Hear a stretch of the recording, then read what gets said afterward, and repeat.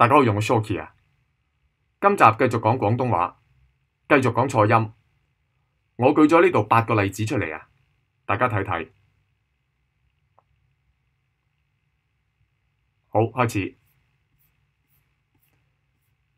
呢位係隋朝第2位皇帝啊，好多人都讀隋煬帝。陽啊，太陽嘅陽啊，第4聲，泱泱樣陽啊嘛。其實呢個字應該係第6聲嘅。泱泱樣陽樣樣子嘅樣啊，隋煬帝先至啱啊。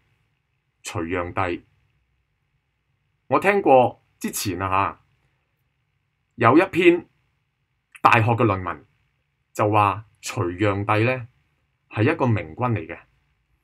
其實我都覺得冇乜所謂嘅，最緊要有足夠嘅理據去支持呢個論點就得啦。我都好想睇睇呢篇論文寫成點啊！好，咩魚啊？100個香港人，100個都讀鮑魚噶啦。其實應該係包飽爆爆爆爆第6聲啊，鮑魚啊，鮑魚，水產嘅一種。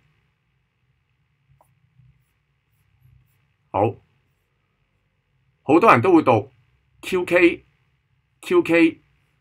解奇怪，違背常情啊嘛。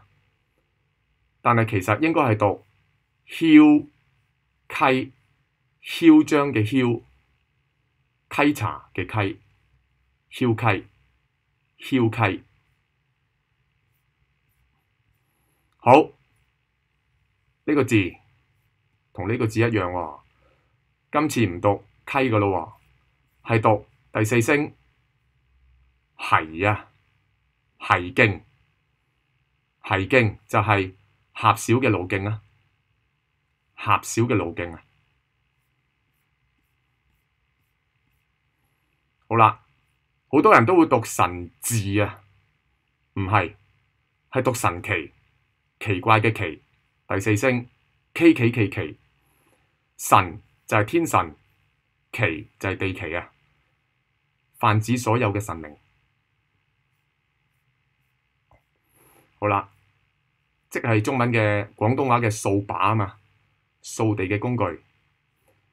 我哋咧寫咧就唔寫掃把嘅，咁樣寫點讀啊？好多人讀掃帚，爪啊，唔係，係酒，掃帚。